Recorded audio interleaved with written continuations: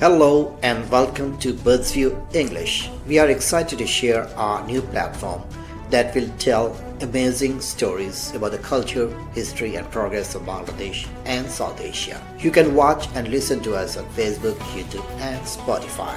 At Birdsview English, our goal is to share Bangladesh's story with the world. Through interesting talks, inspiring stories and expert opinions, we want to show the successes, challenges and unique culture of this lively region. We are happy to have experts from around the world with us. They will share their ideas on many topics like development, culture, innovation and partnerships. They will help connect Bangladesh, South Asia and the rest of the world. Join us as we celebrate and share these wonderful stories. Let's work together to make Bangladesh voice heard globally. Thank you for being part of this journey. Good day from United States. Normally I do shows from Dallas, Texas, but I'm visiting Seattle, Washington State. So we have early in the morning here, and I welcome everybody, all the viewers of this show. This is our second edition or second episode of Birdsview English. We do shows in Bangla as well. So we are currently live on Facebook, YouTube, Spotify, and some other platforms. Please stay with us for the whole show, and we will cover very important issues impacting South Asia.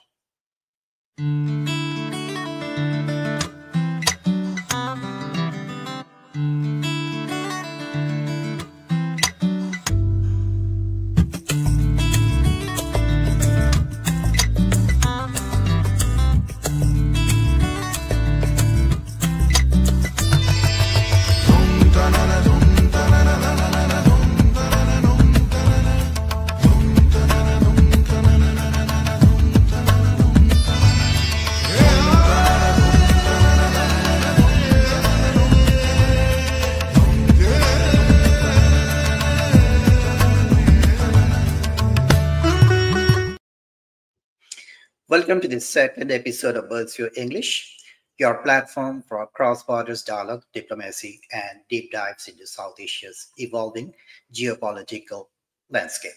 Today's topic is Indo-Bangladesh tensions, a new South Asian order, a subject that resonates with historical complexity, current realities, and future possibilities. As we witness shifting alliances, rising national sentiments, border concerns, and trade challenges,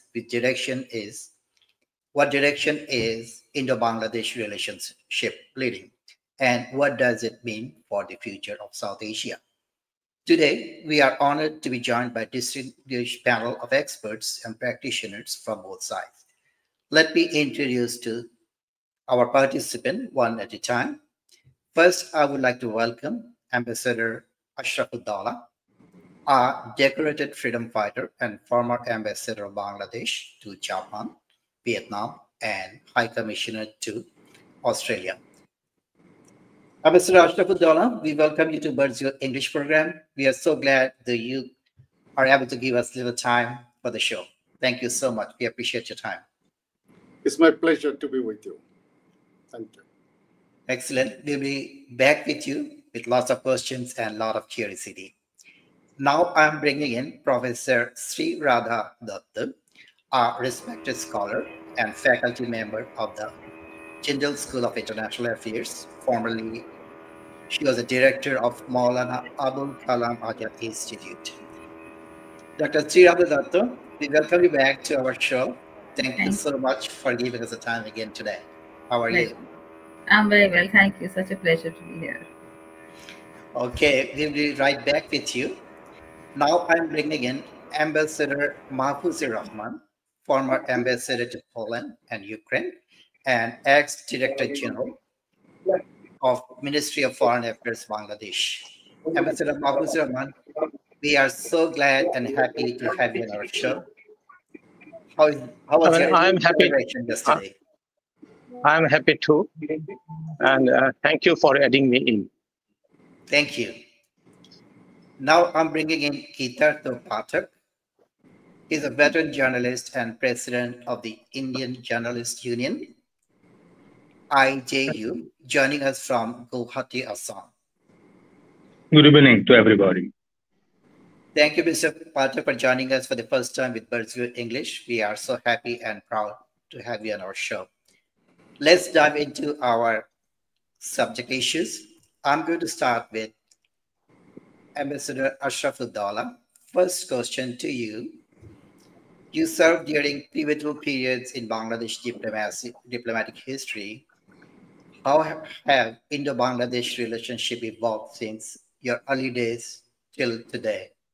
If you can give us some idea, the relationship, the way it flowed from liberation of Bangladesh in back in 1971 and what's happening in nowadays.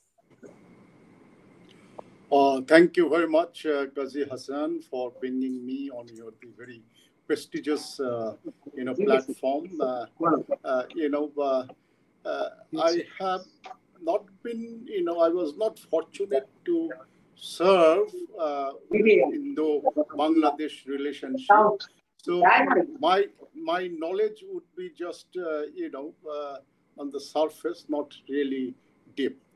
But before I start, let me, wish you everyone Assalamu alaikum, good evening, and Eid Mubarak.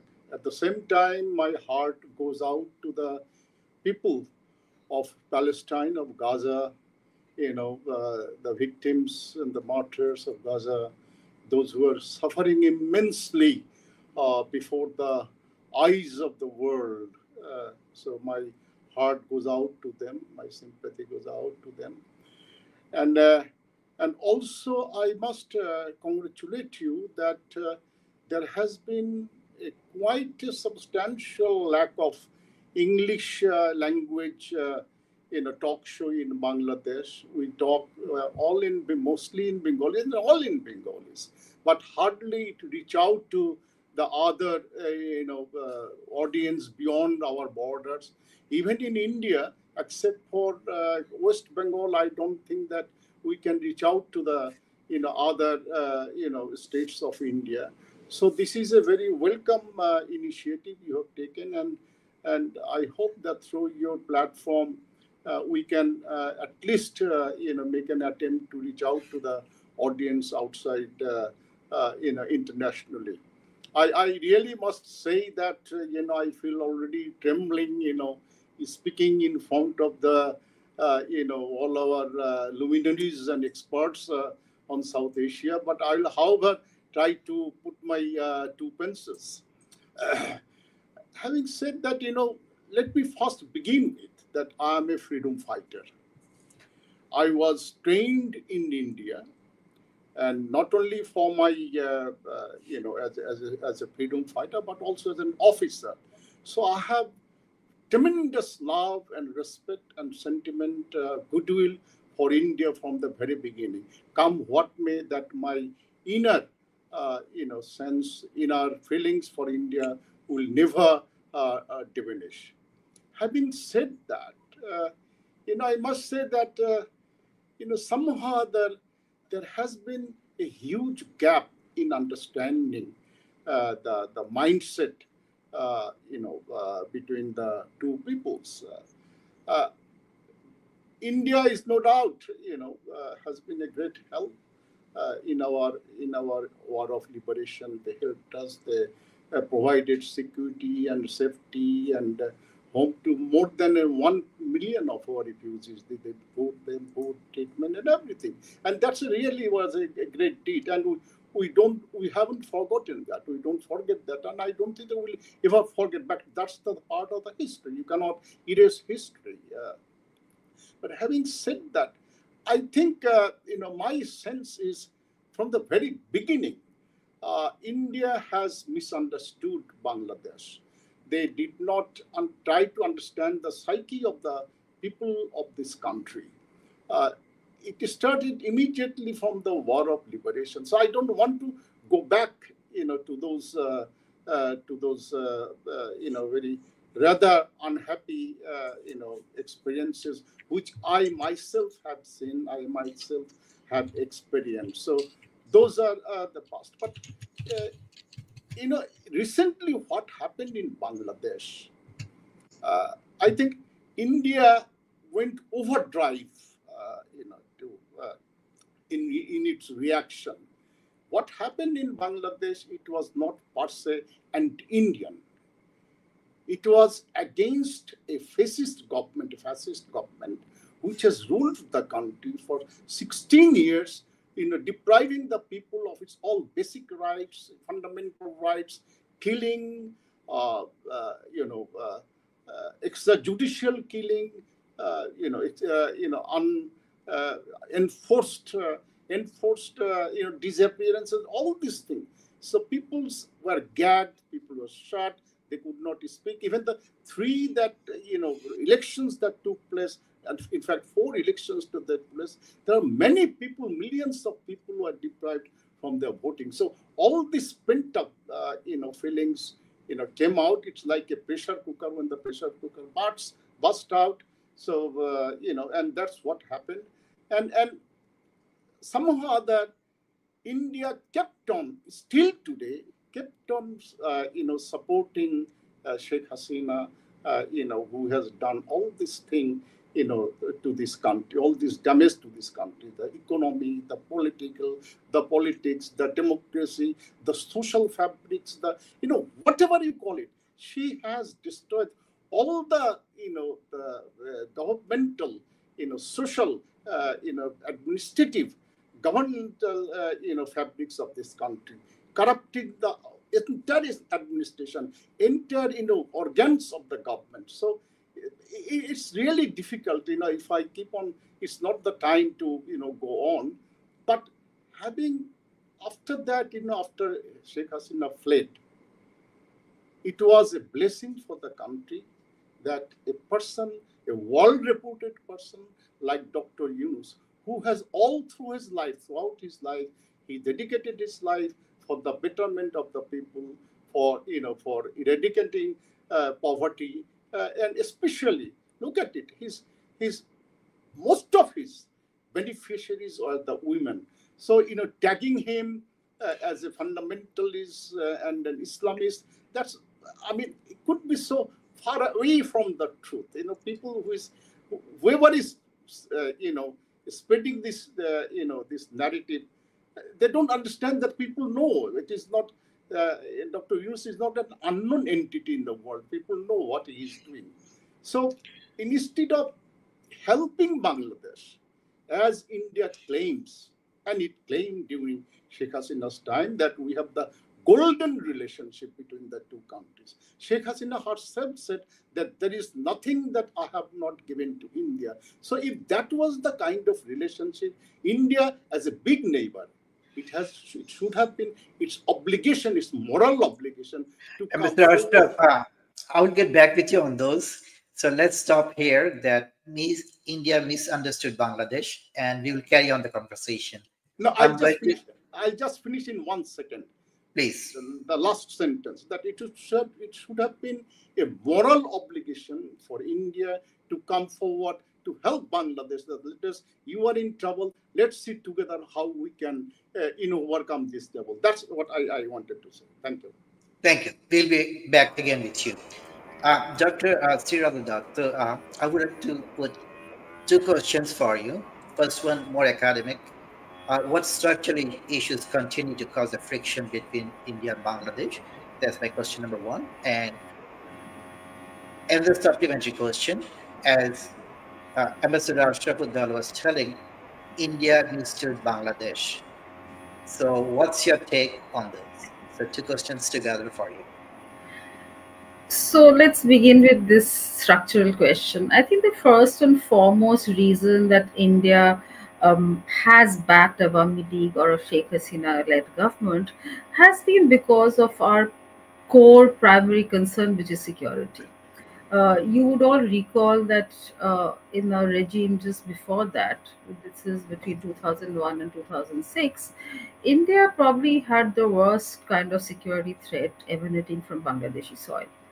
So, and we've seen how Indian insurgents were given camps there. There were many occasions when I recall as being part of several track to evils that we were doing at that time, conveying to the government and the interlocutors about the camps, the, whatever information that we had at that point of time.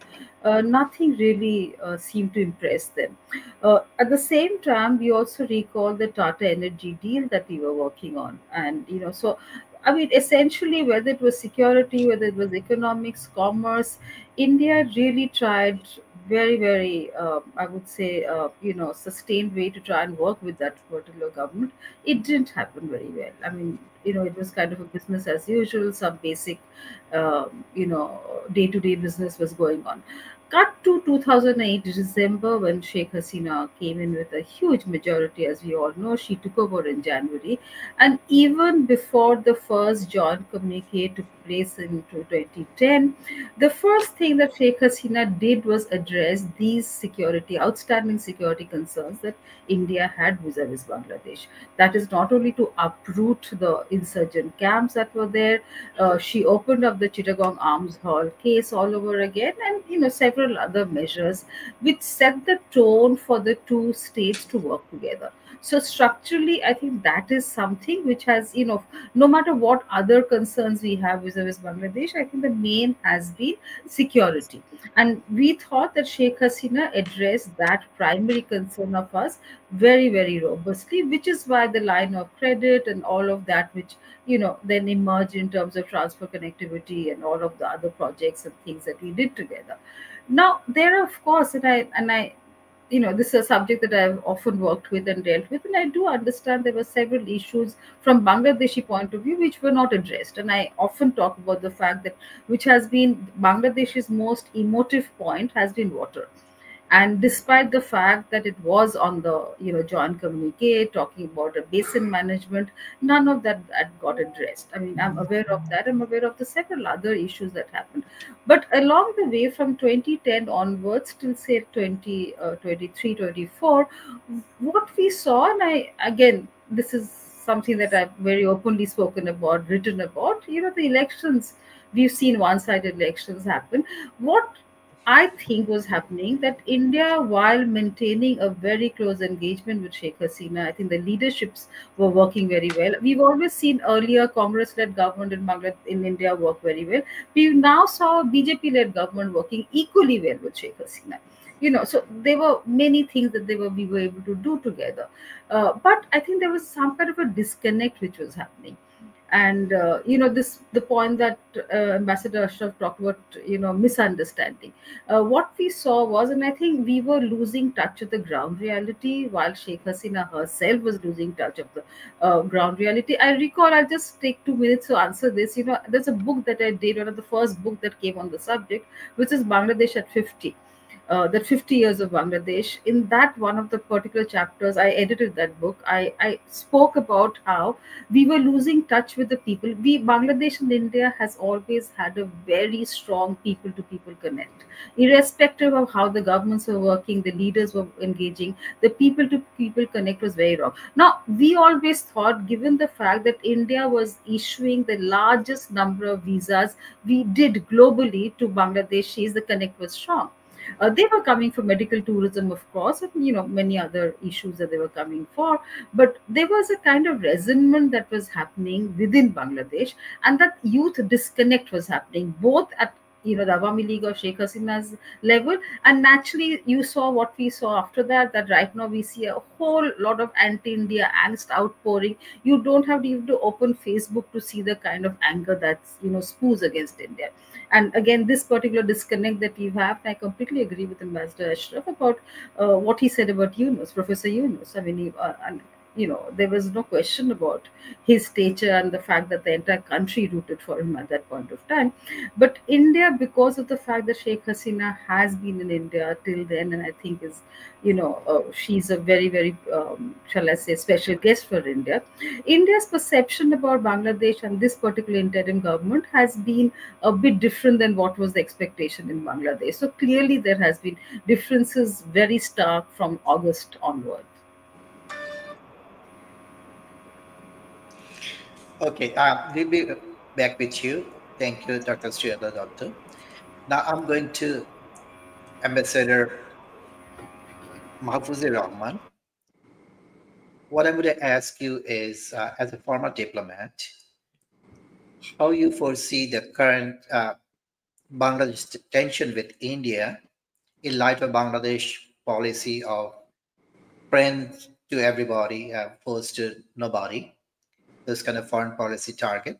And also, if I could remind everybody, during the War of Bangladesh Liberation back in 1971, Indian people were closest friends of Bangladesh, especially West Bengal. Lots of people went to West Bengal and they opened up their door and heart to the Bangladesh people. The first time we saw after the changeover in Bangladesh government, India refused medical visas and other visas as well. So it's increasing the more hatred in Bangladesh. And also we'll cover more with our journalist friend, Mr. Pathak, why India is still sponsoring the campaign against Bangladesh and Bangladesh people.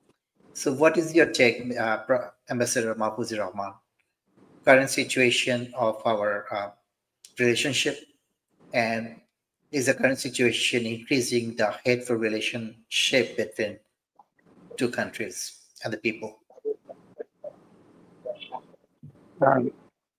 Sure, but if you allow me, I would like to go back to our illustrious ambassador, Excellency Ashraf-ud-Dowla. He said that there is a misunderstanding in India about Bangladesh.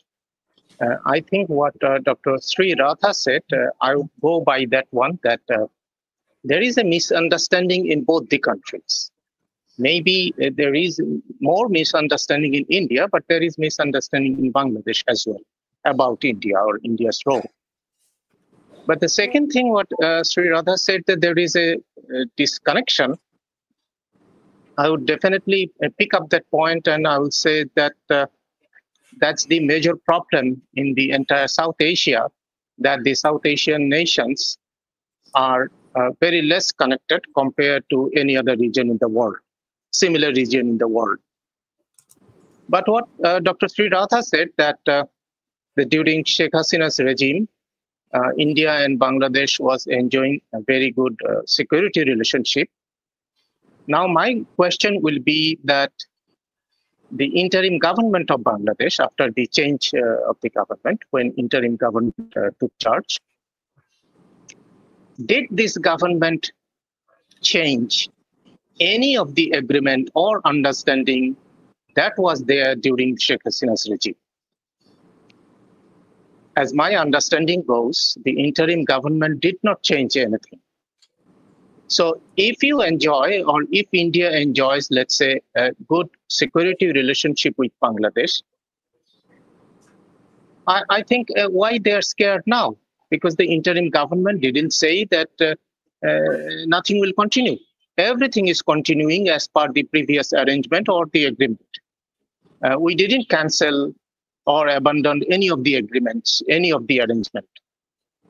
So the same security arrangement that India was enjoying during the Hasina's regime, I think it's still India can enjoy this with the interim government, and also probably with the government that will come after the election in Bangladesh. So having said that, the question that Qazi Hassan has raised, if I may address that one, I would definitely say that the relationship is strained between the two countries. We are definitely now in a hostile environment. But if we look at ourselves, maybe both the governments and the people to some extent are liable to lead the entire situation to this strained one. If we can go back to our senses, I think it's possible to develop our relationship from this point to future. Because there are lots of elements at stake between our two countries. As you said that India used to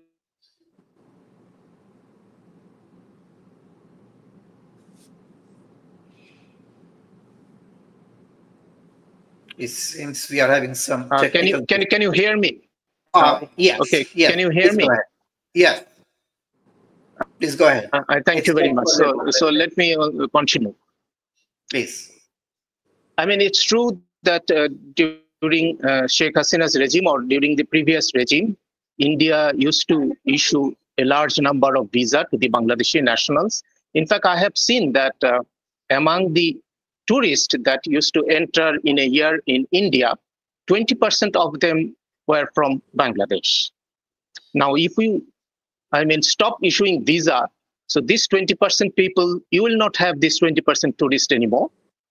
And the people from Bangladesh, most of them were medical patients. Some of them were purely tourists. Some of them used to go there for trade. And probably you know that even in case of Bangladesh, our 20% trade were with India. So in all respect, I think our relationship with India was extremely important for us.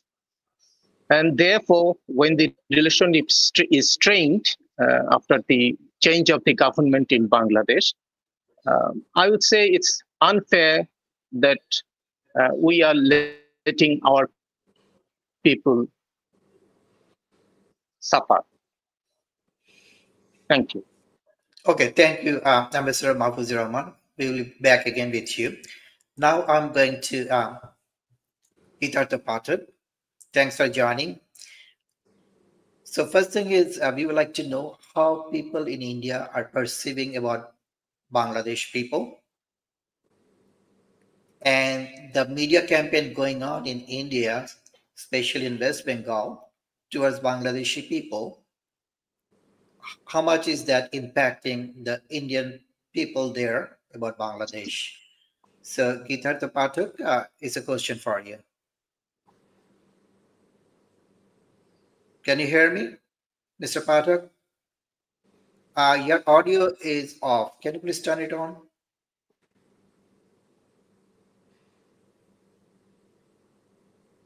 I'm not hearing you clearly.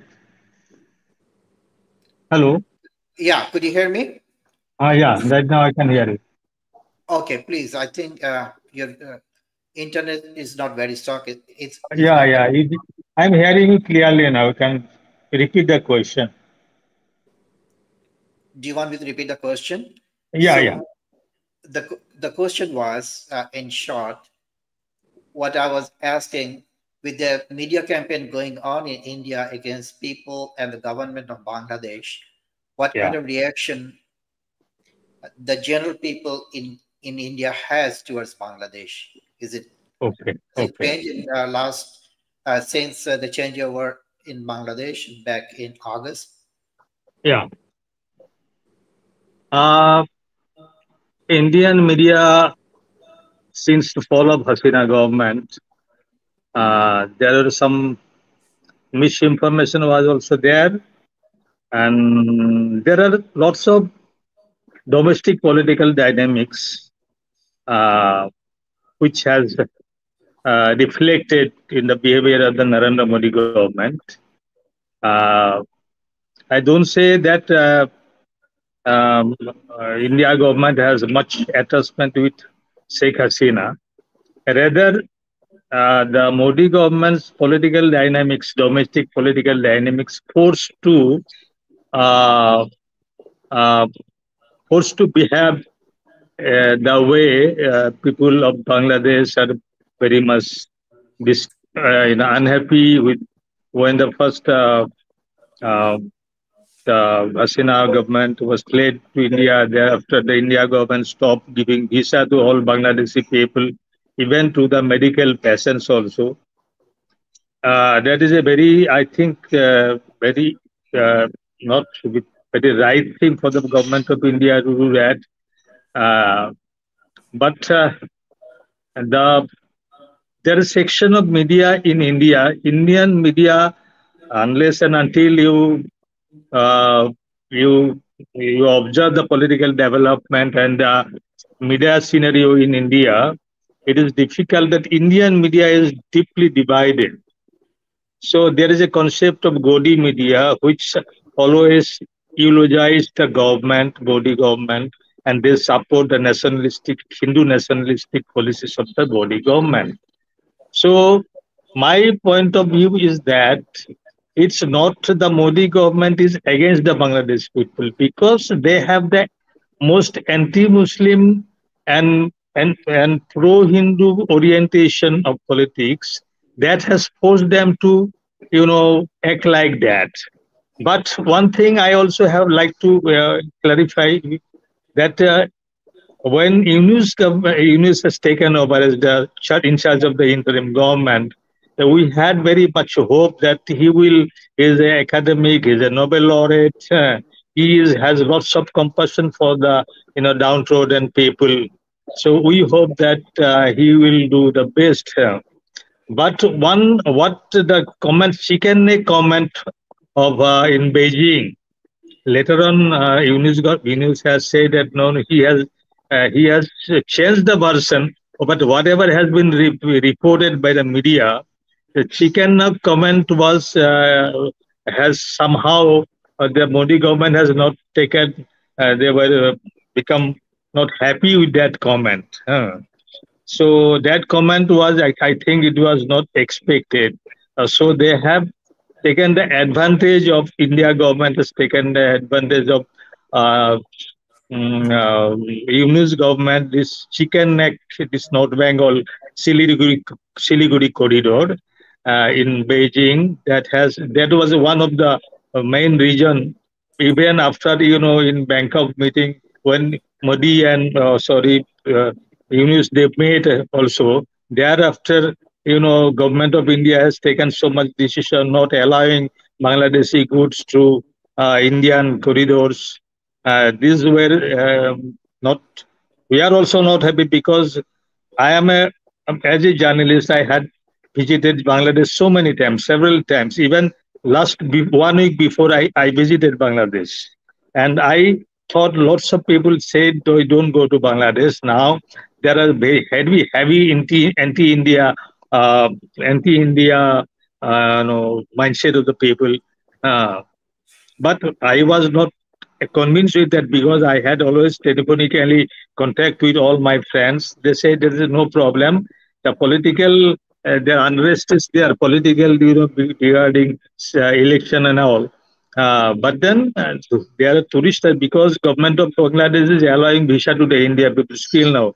Even though government of India has stopped issuing visa to Bangladesh people, even to the medical patients. That is, I think, very much said. As I am also a president of Indo-Bangla Journalist Forum, which we have journalists of two countries, we have formed this organization. So we have issued one statement also that visa should not have been stopped to the Bangladeshi people because India and Bangladesh, people of India and Bangladesh they have shared first, we have shared culture. So we are neighbors, we have same culture, we speak the language, also same language, Bengali language. We understand. I am an Assamese person, but I understand Bengali. I easily go to Bangladesh and I know the feelings of the people that we feel at one when we converse. But then that people to people connection has been affected by the after the fall of Sheikh Hasina and the Hindu nationalist Modi government's behavior. So I have also written so many articles that as in Bangladesh, uh, as we have same shared history, and so we are the same people. So, and for the security of India also, the good relationship with Bangladesh is very much essential. So, government will come, government will go, but the relationship with the two countries should be very cordial as a neighbor. That will be beneficial for India and also for Bangladesh. All right. Thank you, Mr. Pathak. It's clear that what you're telling is that Indian media is divided. Some are pro Modi government and some are not. Let's go to Ambassador Dowla and ask him two questions at the same time. First thing is, it's a pretty common practice for Bangladesh governments when they take over the power to visit India. The media reported many times that Professor Yunus actually wanted to visit India, but there was not good response from India. And after that, he tried to make several attempts to meet Prime Minister Modi. Finally, he did one, but it was not an official visit to India. So, do you think it's a break of norm from Bangladesh side or Indian side? And the second question is, Hmm. people believe that Bangladesh is now in a more strategic position and it has more significance in geopolitics of the world or the South Asia. So what would be your comment on this? So two questions at the Well, same time. I think that's a very, very important question No, in terms of. I have seen the report that Yunus has wanted to come to India. I do not know whether it is true or it is false. But if he has expressed his willingness to meet Modi and come to India, and if India, I do not know if India is not, reciprocating as a good neighbor. If with news, then that is very unfortunate. Uh, but then two people met in Bangkok, this Modi and Yunus. I don't know. Thereafter, I thought actually that after meeting in Bangkok, these two head of the states will take some positive decision. But that has not happened. So that is very unfortunate. There may be some misunderstanding, but what Yeah, I know that according to me, it's a political dynamics of Indian domestic politics by the Modi government. So they wanted, because lots of need 4 5 states have state election, state assembly election. They need the support of the majority Hindu community, and these dynamics okay, might have. Mr. Pathak, we'll right back with you. So you already, the question was towards Mm, Ambassador Ashraf-ud-Dowla. So yeah. Ashraf-ud-Dowla, what's your answer for this question? Well, I think I'll largely, agree with Mr. Pathak, his analysis and the relationship between the two countries. But let me tell you authoritatively that on 15th August, Dr. Yunus personally called, Prime Minister Modi, extending, as we call, olive branch. But I think my sense is that it was not welcome. On the contrary, Mr. Modi keep on harping on the persecution of the Hindu communities in Bangladesh. So when he was, that is something, an issue that need to be understood, that need to be discussed. It was what happened with the Hindu community in Bangladesh. It was not per se against the Hindu community. I think Dr. Radha will agree with me. Because after the fall of Hasina, it was the anti-Awami League. And the Hindu community in Bangladesh are mostly supporters of Awami League for their own reasons. So, as much as, the Muslim, there were many Muslim, Awami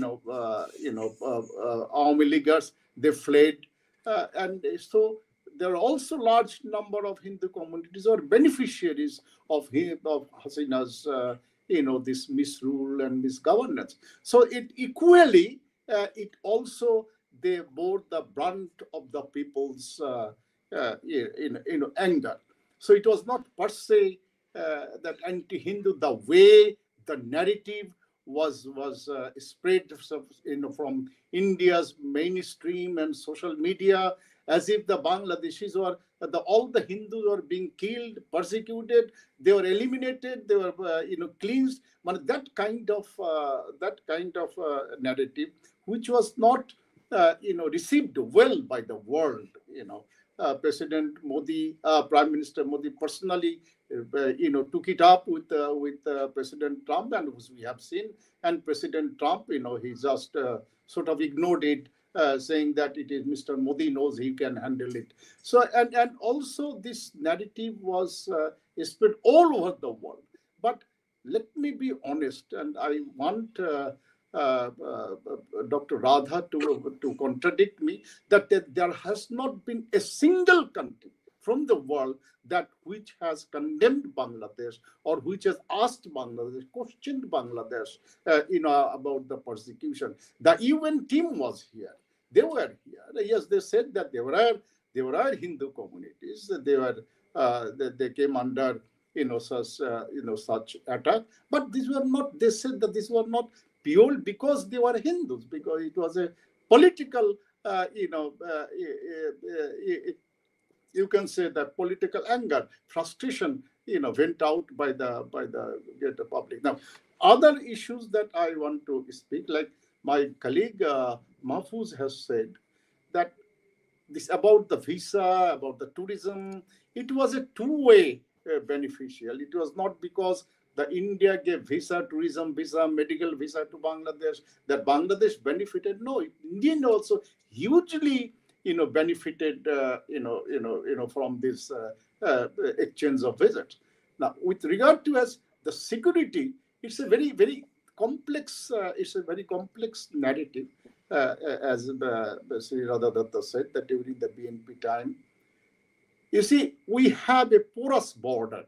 Through this border, we have the smuggling of arms, the smuggling of drugs, and so on and so forth.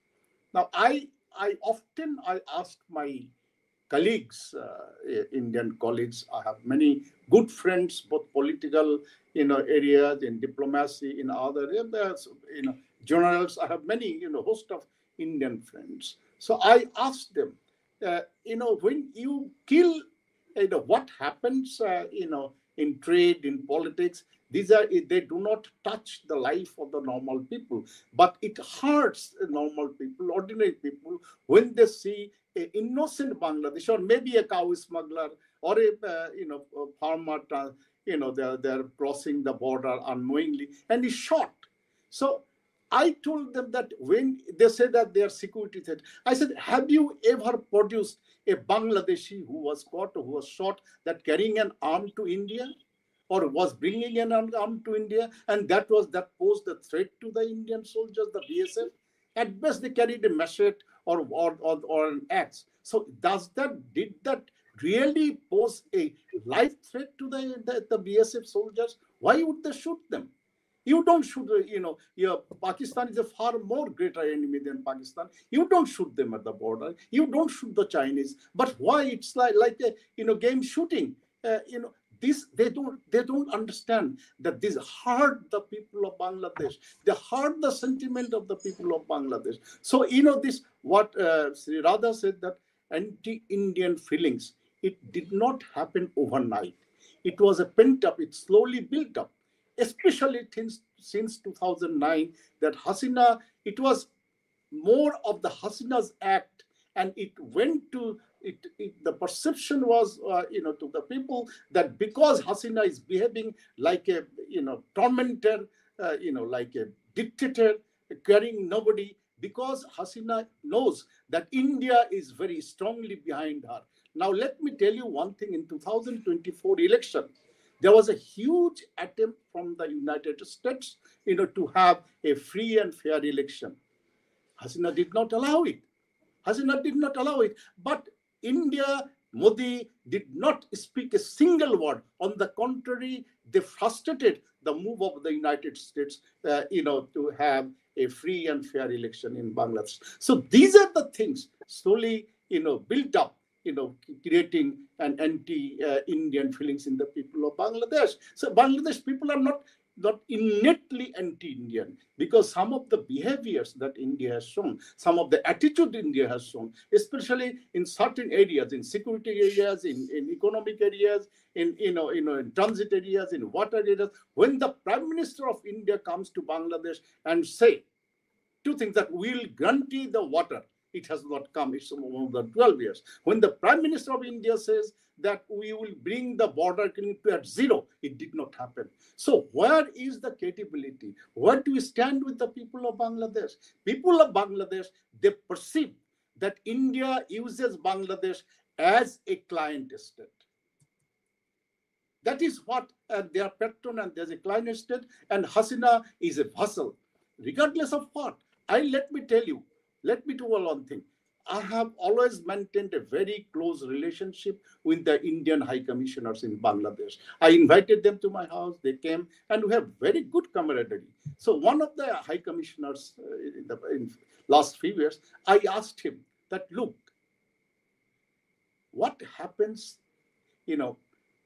bilaterally and trade and other thing, people don't see it, they don't feel it.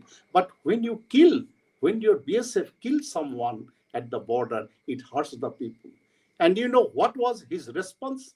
A high commissioner, a very educated high commissioner, a knowledgeable high commissioner. He told me, Ashraf, there are many educated people in this country who think that they see the larger canvas. And that means what? First, he told me that I was uneducated, and the killing of Bangladeshi is immaterial, it is nothing, it is insignificant. So that was the kind of attitude. I was shocked. This gentleman who had dined at my home, I had a strong relationship, and this is the kind of responses I received from him. So what do really make out of it, such attitude? Yes, thank you, coming back. Sreeradha. So we would like to know what is coming out of this kind of situation. We will be back with you. Let's talk to Dr. Sreeradha, Doctor.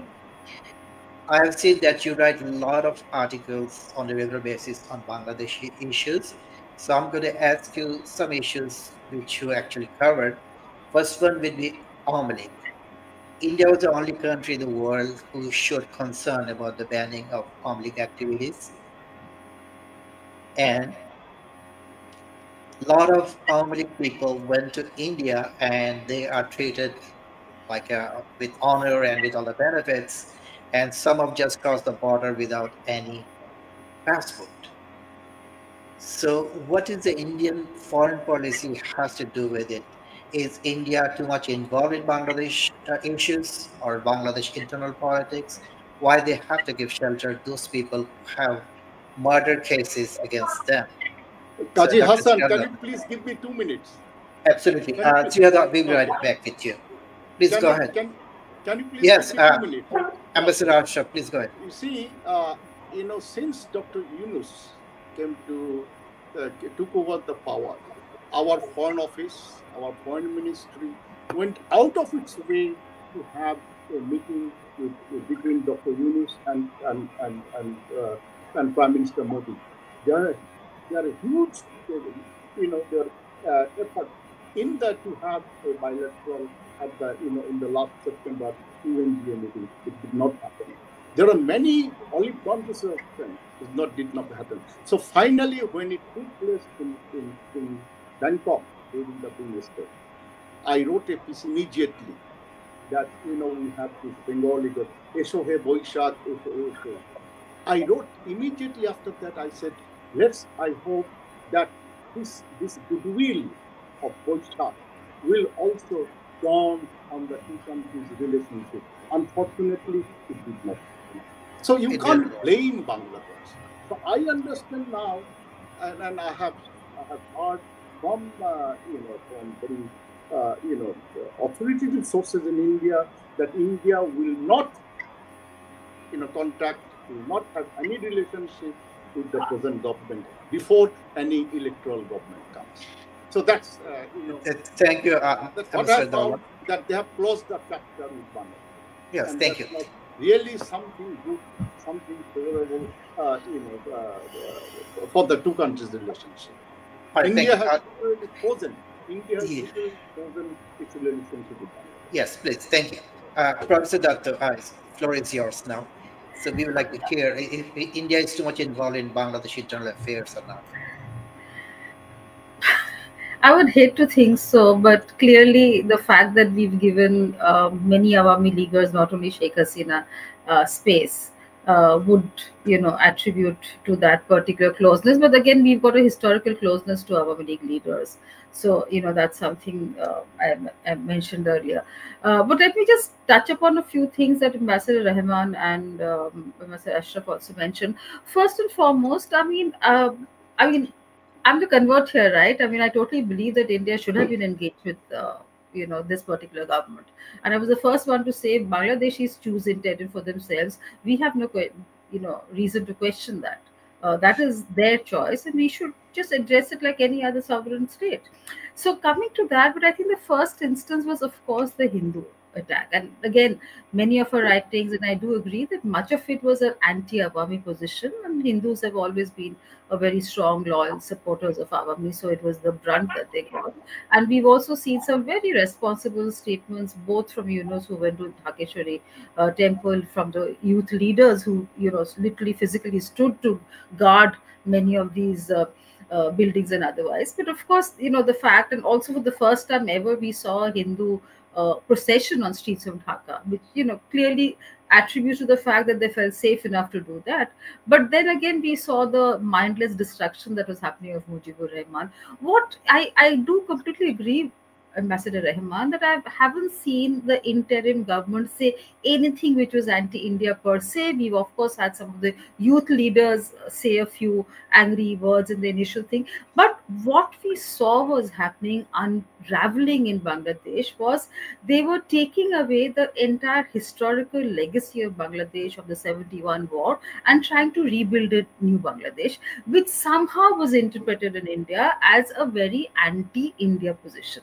The break, the mindless, destruction that I've talked about it, been written about that. But I'm just saying that, and the fact that after many years we saw the, High Court ruling about the Jamaat ban being repealed. We saw a lot of, there were many expressions about how there's a return of the Islamists on the ground, on the streets. We thought that Professor Yunus is not doing enough to address that. As I said, this is not interim government really, but there is a huge amount, and I hate to say the word civil society, but there are public who've taken, and especially people from different Islamist groups who have on a daily basis given very, very harsh anti-India sermons on a day-to-day basis, which has reached us. Similarly, there was, of course, a very valid point about the disinformation campaign that was taking place by vested quarters, and all of India seemed to be very taken up with that. I don't know whether Mr. Pathak has been disconnected or not, but I don't agree with what he said. I think a large section of Indian media had given into that kind of a kind of a narrative that it was a completely Islamist takeover, and there was a huge amount of security that was happening. And very early on, and we having frank conversations here, I want to talk about that. There are two things that Professor Yunus did or say. One was, of course, the Pakistani engagement. Everybody knows we are very sensitive about that, and we are also now talking the aftermath of Pahalgam, but even this is before that. I'm aware of the fact that it was more of Pakistan reaching out. Pakistan and Bangladesh have always had military ties, but it was very limited during Sheikh Hasina's time. Socially and otherwise, there is a limitation. But the kind of photo ops that ISI officers were doing, the fact they were being taken to Chittagong, all of that was not conveying very positive image to India. That's about all. While there was a bit of, that whole thing was very upsetting for India, that, something like unraveling like that could happen on 5th August. I don't think anybody was prepared to accept that. And then clearly we also, and again, I've spoken about this, written about this. I think Mr. Hassan has that, some of the stuff that I know. Professor Yunus also has that baggage about Hasina has this anti-Yunus thing, and she's been saying a lot of words that I wouldn't use about another chief advisor of a country, in that sense. And India has been taken up with all of that. And also what we've seen is, he talked about SARC, and I again mentioned that SARC we know has difficulties at this point of time. And I do understand SARC was a Bangladeshi idea. It definitely has to, we all in South Asia wanted, but at this point of time when things were sensitive, was it required for the interim to say these kind of things? And then again, the China bit. while I often have argued that, I don't think in India is a banana republic that anybody can come and threaten us and take away our chicken's neck and things like that. I don't subscribe to that view at all. But the fact, Lalmonihat, we know you can't have a legitimate base there. There are many such air bases that Bangladesh has from the World War II, and I'm saying these are you know kind of new interpretations, new narrative we thought the interim government was trying to play out, as if, we don't care about what is happening to India, we are not sensitive to India, we have other friends to deal with. That was a messaging that was happening. I'm not ever for once condoning the fact that India, and I've used the term very often, indifferent at this point of time to Yunus, when I do agree we should have actually told Yunus, let's hold your hand, let's see how we can make it work, that kind of a thing. And of course there were other many issues, and I think I'm just losing track of the point, but I'm just saying that I hope, and I sincerely hope, that at this point of time, another few months for elections to come in, that there'll be a reset of relationship. We've become far more emotive about the bilateral relationship. I think we just need to deal as sovereign state with each other. And very validly true, this whole the fact that visas have been stopped, people are not coming.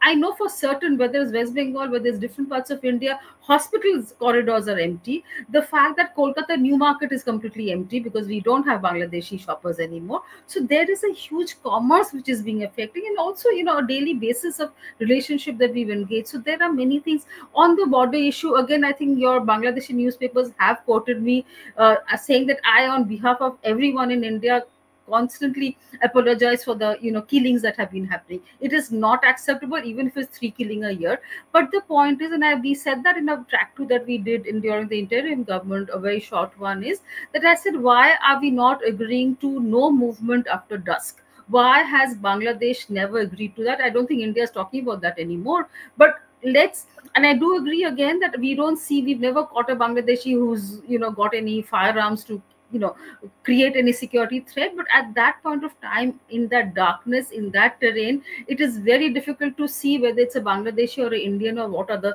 particular sovereign person that you're killing. But this has to stop, and I think there is no two ways to do it. And I think two nations, and I'm very surprised that during Sheikh Hasina's time, when every such sensitive issue should have been actually covered, wasn't covered, as to why did we not deal with this particular problem, which is certainly something that none of us can accept. Thank you, Sreeradha. We'll be back again with you. Now I'm going to Ambassador Mahfuzur Rahman. One time, the last Prime Minister of Bangladesh mentioned that whatever she has given to India, India would not forget.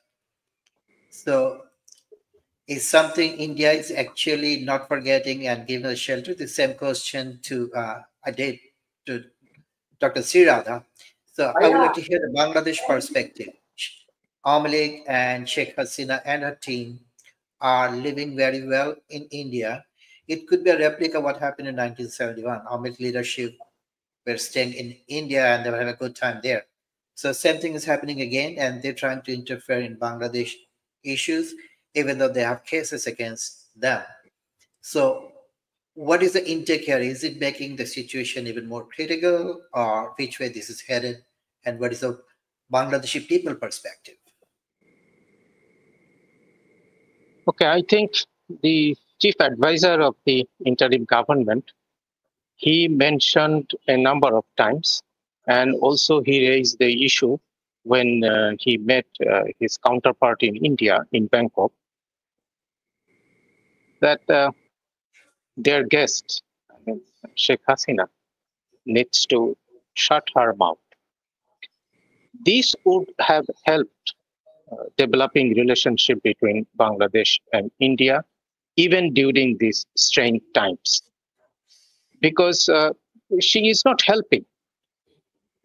I mean, the comments she is making while she is on the soil of India is also probably embarrassing India, because she is making comments, harsh comments about the interim government, about the choice of the people of Bangladesh, and about the movement that forced her to flee the country. So people in Bangladesh, they are not taking her comments very lightly. I'm sure she has supporter in Bangladesh, but largely the Bangladeshi people are not liking her comments about the movement that ousted him and about the role of the interim government and about the future governments, which will come eventually. I mean, I do not find any difficulty if the government of India decides to keep her in India, though Bangladesh has already requested to extradite her to Bangladesh. Even then, if the government of India feels that they should give a host status, a guest status to Sheikh Hasina, it's fine. But the point is that she should close her mouth while in India. This may help build the relationship between the two countries. And at one point of time, when the relationship will be, let's say, enhanced, relationship will be warm, I think it's possible to deal with the cases that she is facing in Bangladesh. And that will also help Bangladesh to go for justice against her. Is it all? Whether I have addressed your question correctly? Yes, yes, you did. Thank you. We'll be back with you again one more time. Mr. Pathak? Yeah. Lately, there are a lot of news in Bangladesh media that India is pushing back people from Indian side, and some of the people that are pushed back to Bangladesh were actually Indian citizen. They couldn't prove that they're Bangladeshi citizen. So, is there any sentiment in India that it could be done in a different way with negotiation and talk and sending Bangladeshi people back and not pushing back Indian citizens to Bangladesh? So, what is your comment on that, on the pushback? No, in India, this pushing back is criticized in many newspaper and many leading TV channel also. This pushback is not supported by the people because we know the non-refoulement international convention is there. So without the consent of the receiving country, we cannot push back. So if India has some, there are some 1950s laws that without any legal, opportunities, they can push back. But that was actually when this 1950 law was enacted. That was during the time of partition. So it has contradiction with the Foreigners Act 1946 and all.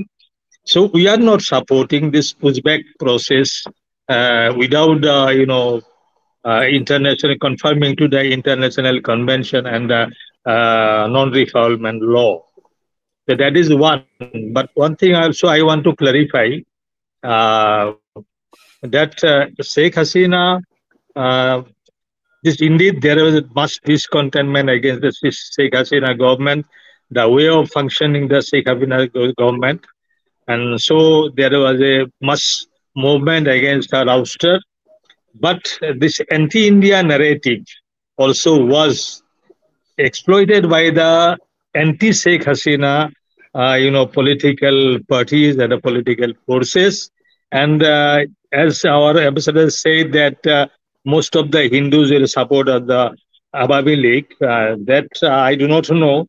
But that anti-India, out India movement was started by one Hindu, as I have been reported. He was Hindu leader, even businessman, out India in Bangladesh. So that is also this political dynamics in Bangladesh to oust Hasina. I don't support Hasina, and I must agree that there is a mass discontentment against her authoritarian rule. That is okay, but this anti-India narrative is also, there are lots of reasons for the Bangladeshi people, right from, not allowing visa and this water sharing and everything. There are lots of reasons.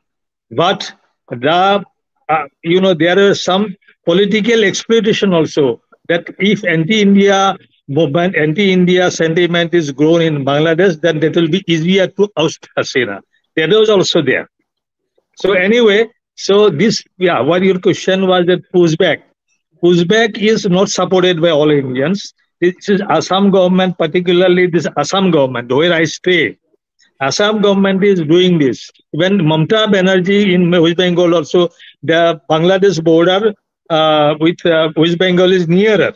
But people from Gujarat has been taken to Assam and they are pushing back. We are not supporting that. And many Indian media is not supporting the, Assam government, they are pushing back policies. All right. Thank you, Mr. Pathak. You clearly mentioned that not all the Indians are supporting the pushback thing. And now we are going to the last round of questions. Matter of fact, we are running out of time. Last question to Mr. Ashraf-ud-Dowla. One of our viewer has a question for you. He says, whenever shooting is not helping in stopping the infiltration, do Mr. Dowla think that India should open hundreds of reception, detention, prosecution center throughout the 4,100-kilometer border to stop it? So this is a question from here that should India open legal center throughout the border to prosecute those people who are crossing the border from Bangladesh to India? So first question here. And our question from the show would be, we know that Bangladesh is surrounded by India, so we need to have good relationship with India for the betterment for all the people in the area. So what would you suggest? Because we have outstanding issues with water sharing to the border and also the trade. We couldn't cover the trade issues today, but we'll try to cover a little bit. So what would you say? First, the viewer's question, and number two, what steps which we should take now to normalize the relationship? Well, there is a saying that you can choose your friends but not your neighbors. I was listening to today this,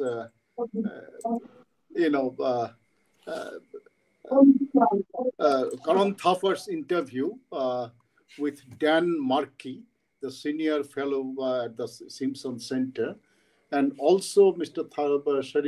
Shashi Tharoor's interview with the U.S. media and intelligentsia.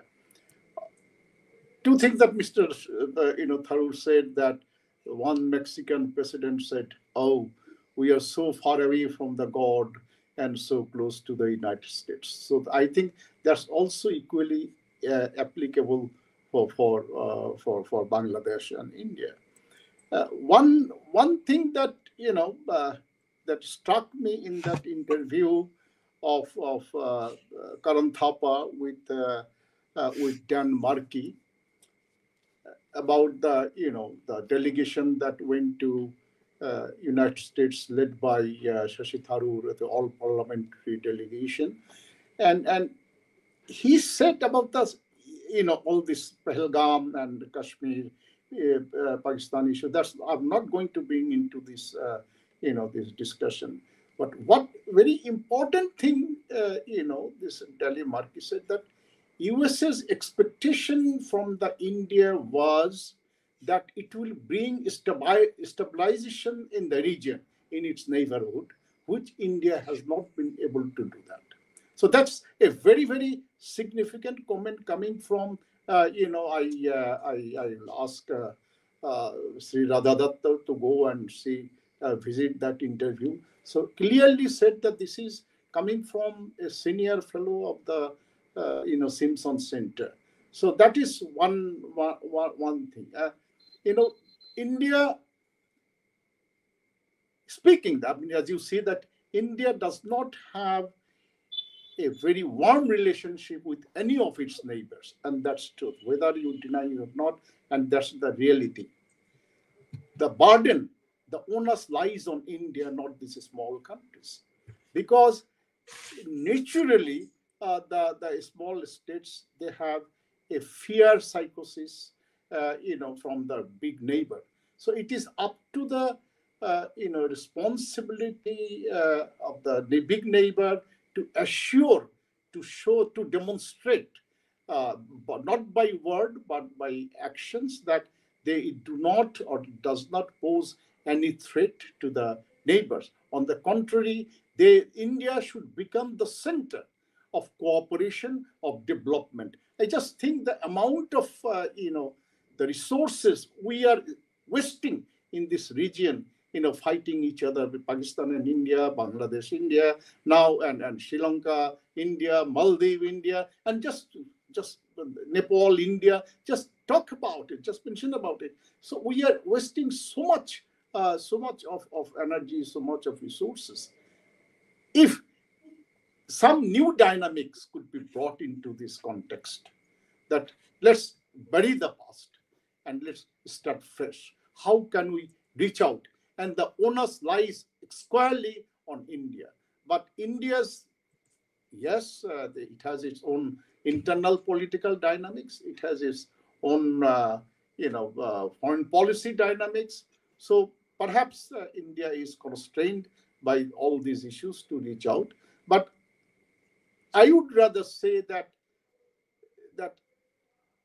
this strained relationship neither helps India nor helps Bangladesh. There are many Bangladeshis that think, I see a considerable number of Bangladeshis, they think that for our prosperity, for our stability, for our economic progress, we need to cooperate with India. It is not only that Bangladesh will benefit from this, India will also largely benefit from this. Like Dr. Sreeradha has said very, very rightly, that today India's new market area is just, is so empty. The Indian Kolkata's hotels are so empty, and they are losing resources, they are losing money. Why? For what? Can't we really reverse this situation? It is not for the people, it is for the leadership. The leaders of this region has to lead. It is not the people who lead. The people are there to express their frustration, to express their anger because of the dynamics, because of the development, because of the situation. I write a lot of things, and it is, and unfortunately, I must say that it makes me sad that I have been writing quite critically, against India. It is not because that I am anti-Indian, because I am a Bangladeshi. I love Bangladesh. I fought for this country, and whatever I see, in my opinion, that it's hurting Bangladesh, I take a stand, regardless of where it comes from. I have also written against United States. I have also written against India, and I have also written against China. Now, coming to China-Bangladesh relationship, it was not Dr. Yunus's intention to visit, China before going to India. Now, India, it is being interpreted that it is it's a kind of an insult to India. It's kind of degrading India. It's kind of ignoring India to visit China before. But the fact that there was a great intention of Dr. Yunus to visit India before he goes to anywhere else, but it was snubbed by India. And I'm sure Dr. Sreeradha will hear me out. So eventually, we need peace in this region. And how do you come to that, cross that bridge? We can cross those bridge only, let me tell you one thing, it's a joke, but something is so reality. Between the people in the heaven and in the hell, they kind of had an agreement that let's have some cooperation between the people in the hell and in the people in the heaven. So they said, okay, how do we do it? Then we built a bridge, between hell and the heaven, so that it becomes an easy communication, between the two. So the people in the hell, they created the bridge. They did the half of the bridge. But they started asking the people in the heaven, hey, look, you are supposed to be the very pious people, very honest people. That's why you're in the heaven. But what is your part of the deal? We have already built our half of the bridge. What is your deal? What is your deal? And the people in the heaven said that, well, we didn't know that all the engineers are in the hell. Thank you, Mr. Dowla. we have to stop you right there because we're going out of time. Thank You you. so much. Thank you to everyone. Thank you. Thank you, Sreeradha. Serious Doctor. Thank discussion you can so much. also could be funny. You are very much respected in this country. I admire you. I respect you. But of course, we differ on our views. It's perfectly all right because you love India, I love Bangladesh. So there has to be a point that we can minimize this disagreement. Thank you so very much. Thank you. Back to Sreeradha Datta. In Bangladesh narrative, Bangladesh people see that India has not good relationship with any of the neighbors. And assumption from Bangladesh side is that India wants to play the big brother role, regional power or superpower in near future. So is it part of, since you are one of the big analysts of Indian foreign policy, is it part of India's long-term plan to become an superpower of the region or regional power and dominate all those minor or tiny neighbors, including Pakistan and Bangladesh?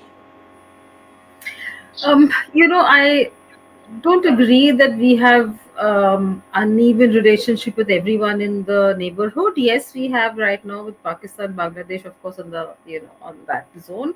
But we've actually done very well with Sri Lanka in recent times with this new government. Maldives, we have actually also have a pretty equitable kind of relationship. But let me not. This is South Asia neighborhood is my hobby horse. I'll spend another day or another lecture just devoted to that. But let me just look back at the Indo-Bangladesh relation and see how, I mean, the point that you were discussing for so long is the cost of non-cooperation. That I think that is something that holds everybody in this, that why should South Asia not be seen as a cooperative regional, which every region has worked on that. And I think the core and I think the basic structure again here is that if India is conveyed through intention, through messaging, that India's security concerns are addressed, a lot of things fall in place. And this is the point that has happened with Sri Lanka, which is with Maldives. Again, while interim government hasn't had the scope, and I do agree that interim government did reach out to India. India didn't, reciprocate, and the trip to China was a different trip and all of that. But I'm not talking about his trip to, as a chronology about not coming to India. I'm saying some of the things could have been avoided. A statement like saying that Bangladesh is the gateway to Bay of Bengal is a technically wrong statement.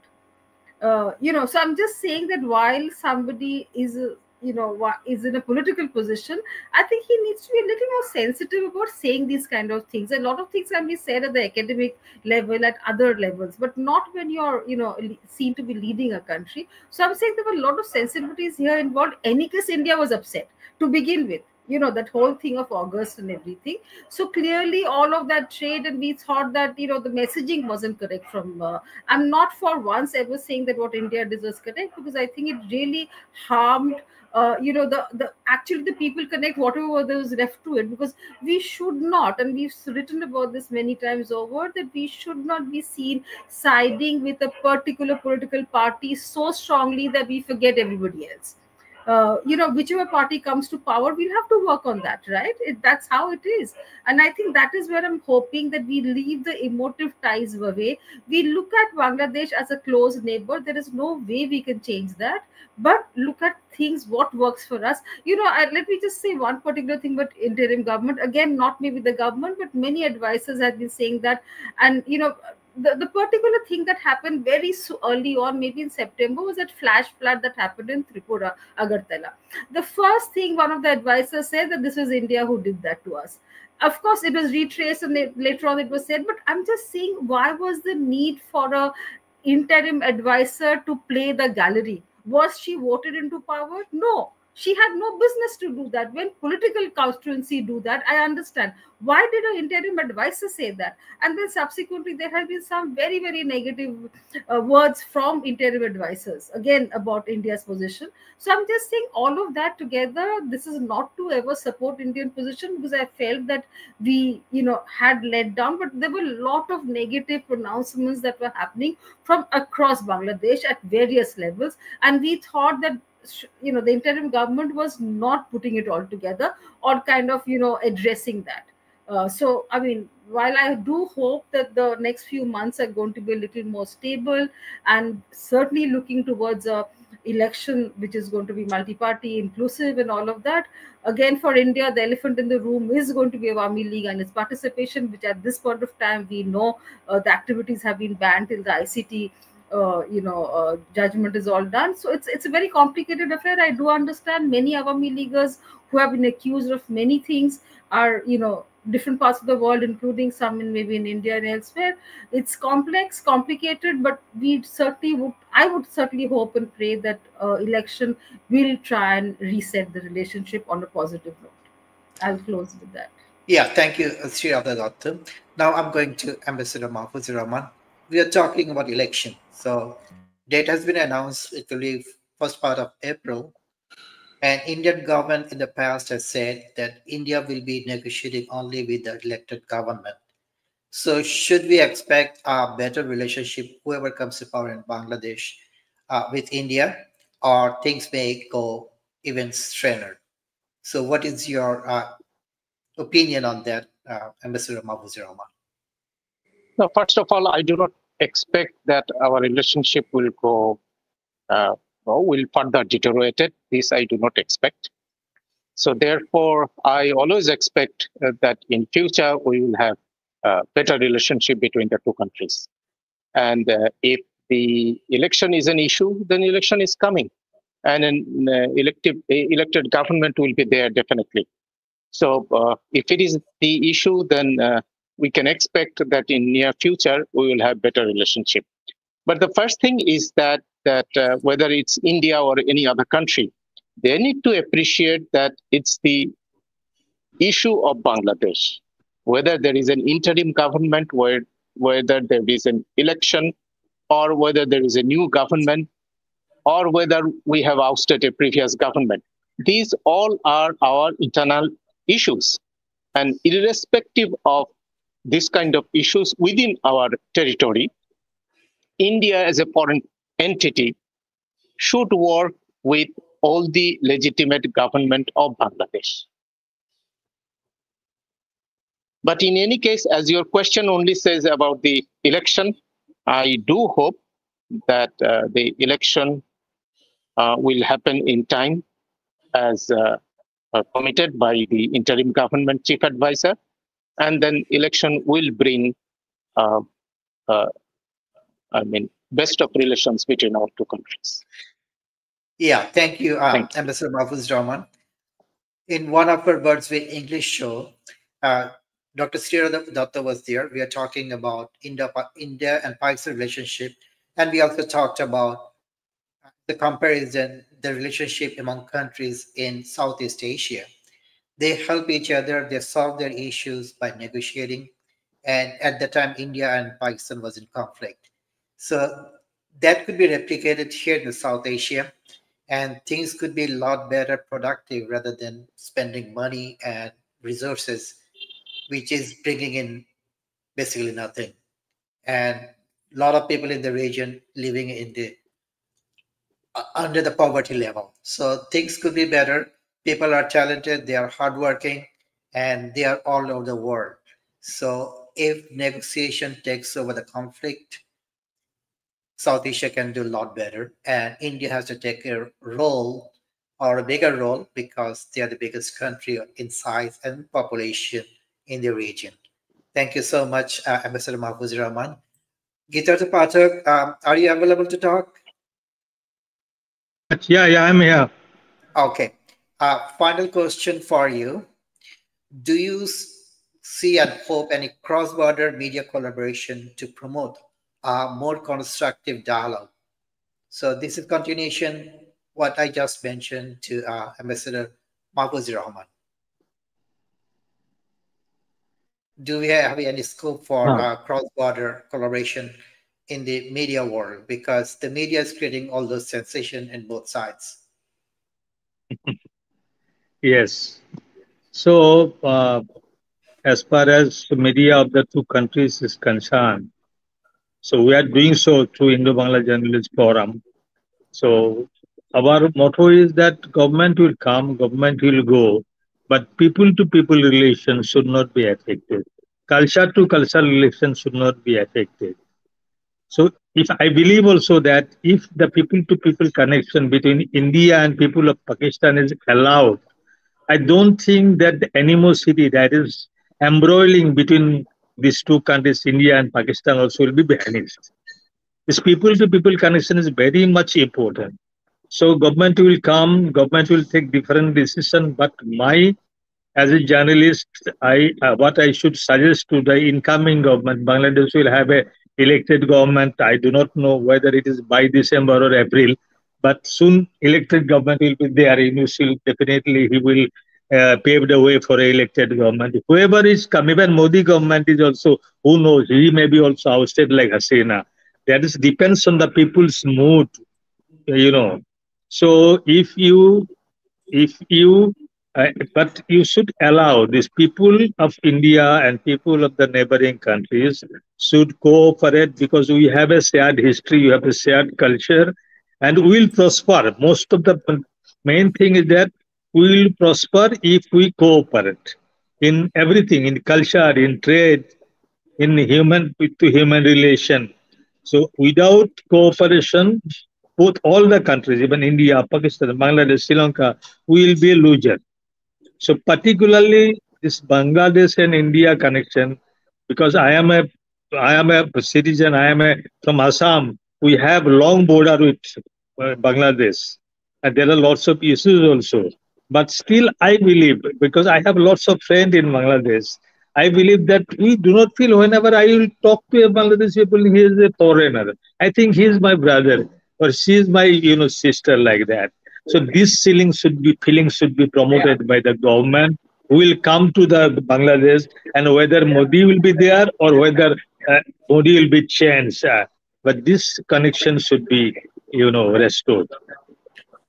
Exactly, Mr. Pathak. We sincerely believe people to people connection never should be stopped, and there should not be any interruption the relationship of the Yeah. people, because a lot of families are living on both sides, and cultural wise, language wise, both the countries share a lot of similar stuff. Thank you so much, Mr. Pathak. Uh, and Mr. Ashraf, you have a question from a viewer. Do you like to address?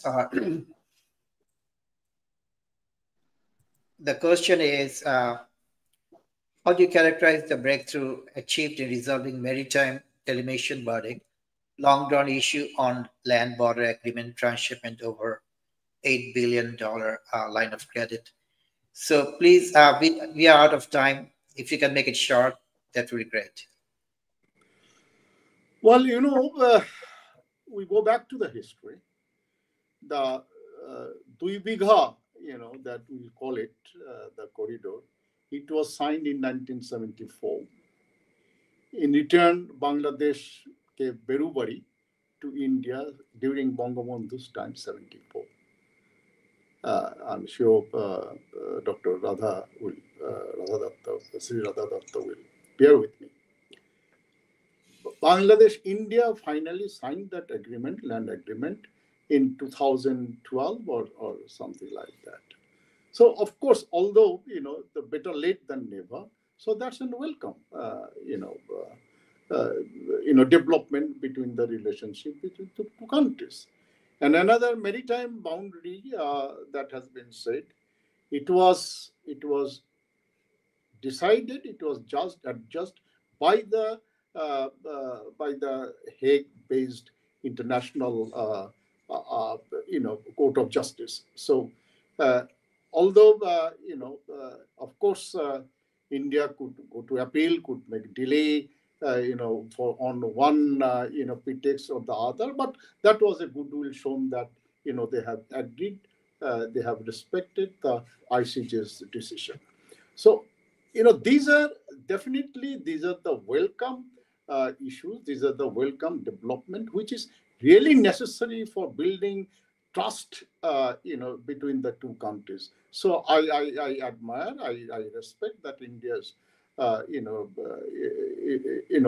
decision for that. But on the contrary, I hope that the questioners also took into account that what India got from Bangladesh on river transit, on territorial transit, on railway transit, and all the power sector, and the Bangladesh, the coastline. India had its own radar in the Bangladesh coastline. The India controlled our skies. I hope that he also took note of these things. So the relationship between two countries, independent countries, should be built on mutual respect, mutual understanding, mutual benefit, not on any other terms. So I want to thank the questioner, but also I think he should also think of this development that took place. All right, thank you so much, Ambassador Ashraf-ud-Dowla. We have to close this program for today. I would like to thank you all of our panelists, our distinguished guests, for sharing insight with such depth and clarity. This conversation proves that while tension exists, so do the opportunities for dialogue, diplomacy, and mutual development. Our new South Asian order is not just about shifting powers, it's about people, policies, and shared futures. Stay engaged with Bird's View English for more voices, more perspectives, and more bridges. Until next time, stay curious, stay constructive. Thank you so much for spending the time with us. Thank you.